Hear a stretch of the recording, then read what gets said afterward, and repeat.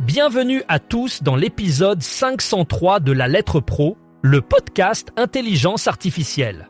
Je suis Frédéric Brulatour, le rédacteur en chef de La Lettre Pro, et aujourd'hui, nous allons explorer les dernières nouvelles du monde de la radio et du podcast. Voici les titres du jour. La Suisse revoit le financement de la radio et de la télévision par les entreprises. Radio Vinci Autoroute enrichit son offre avec de nouvelles radios digitales. En Australie, le podcast franchit un nouveau cap avec 55% d'audience mensuelle. Comment les auditeurs trouvent leur podcast préféré en 2026 ? La radio tire parti de la défiance croissante envers les contenus algorithmiques en Bavière. L'écoute radio numérique dépasse l'analogique pour la première fois. Laurent Lafont dépose au Sénat une proposition de loi pour moderniser la radio, podcast. Karine Fillot plaide pour une véritable culture du son. Et enfin, Radio Nova s'engage aux côtés d'Ensemble pour le DAB+. Aujourd'hui, nous commençons par la Suisse, où des changements significatifs sont en cours concernant le financement de la radio et de la télévision par les entreprises. Le gouvernement suisse a décidé de revoir le modèle de financement pour s'assurer qu'il soit plus équitable et adapté aux réalités économiques actuelles. Les entreprises suisses contribuent traditionnellement au financement des services de radiodiffusion publique, mais avec l'évolution des médias numériques et la diversification des modes de consommation, il est devenu nécessaire de réévaluer ces contributions. L'objectif est de garantir un financement stable et durable tout en répondant aux attentes des entreprises et des consommateurs.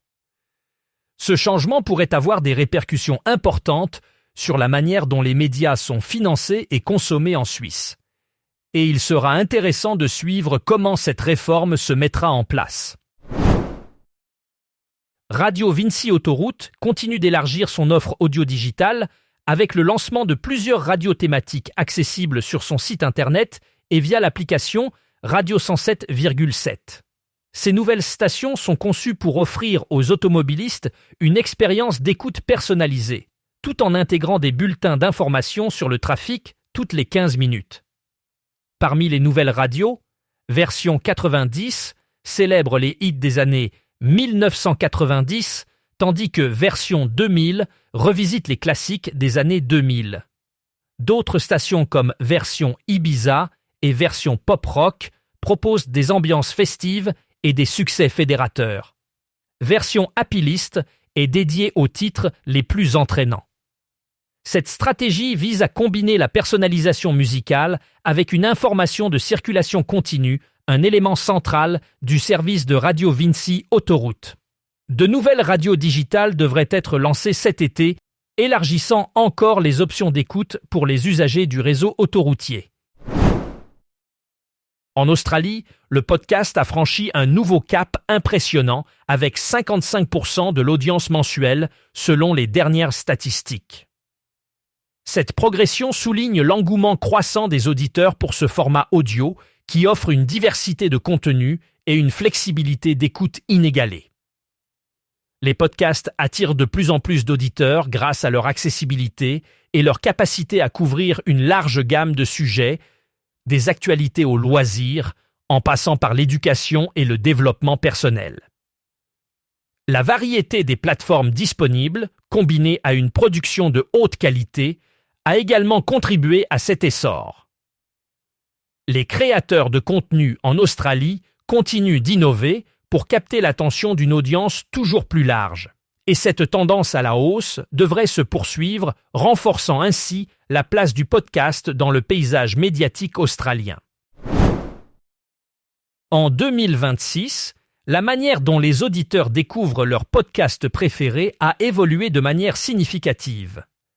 Les algorithmes de recommandation, qui jouent un rôle crucial dans la personnalisation des suggestions de contenu, ont gagné en sophistication. Ils prennent en compte non seulement les préférences d'écoute passées, mais aussi des données contextuelles comme l'heure de la journée et l'humeur de l'utilisateur. Cela permet aux plateformes de proposer des podcasts adaptés à chaque moment de la journée, augmentant ainsi l'engagement des auditeurs. De plus, les réseaux sociaux continuent d'être un vecteur important pour la découverte de nouveaux contenus.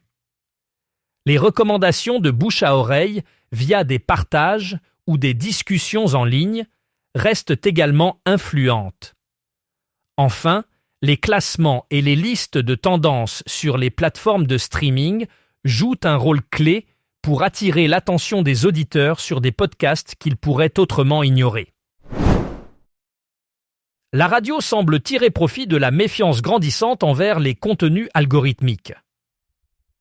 Alors que de plus en plus d'auditeurs se montrent sceptiques face à la personnalisation excessive des contenus proposés par les algorithmes, la radio traditionnelle offre une alternative rassurante et authentique.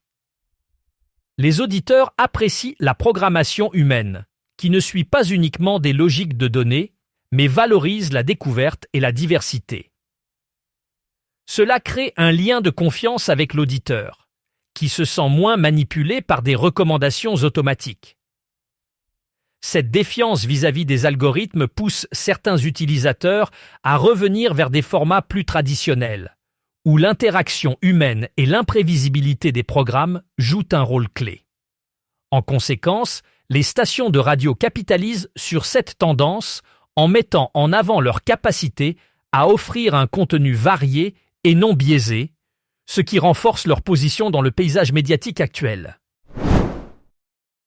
En Bavière, la radio franchit une nouvelle étape dans sa transition numérique. Selon les résultats de la Funkanalyse Bayern Hörfunk 2026, présentés lors des Lokalmedientage de Nuremberg, l'écoute via des modes numériques est devenue majoritaire.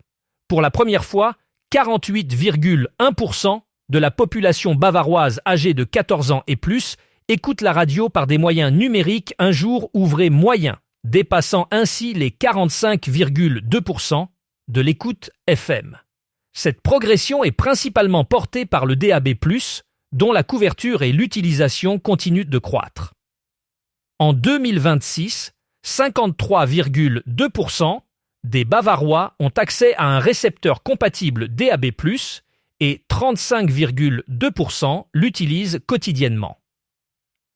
Cette évolution marque un changement significatif dans le paysage radiophonique, avec un recul de l'écoute exclusivement FM qui n'est plus utilisé que par 36% des auditeurs.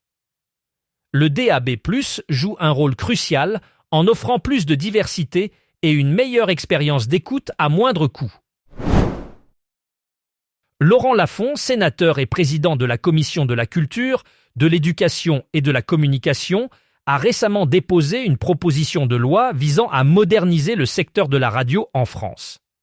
Cette proposition s'inscrit dans un contexte où l'industrie radiophonique doit faire face à de nombreux défis, notamment l'évolution technologique et les changements dans les habitudes d'écoute.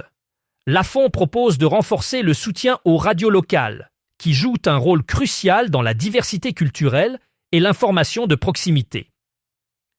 Il souhaite également favoriser l'innovation technologique, en particulier dans le domaine du numérique, pour permettre aux radios de s'adapter aux nouvelles attentes des auditeurs. La proposition de loi inclut des mesures pour simplifier les procédures administratives et encourager le développement du DAB+, une technologie de diffusion numérique qui offre une meilleure qualité sonore et une plus grande variété de programmes. Cette initiative pourrait transformer le paysage radiophonique français et renforcer la compétitivité du secteur à l'échelle internationale. Karine Fillot, fondatrice d'Elson, est une voix influente dans le domaine du podcast et milite pour une véritable culture du son.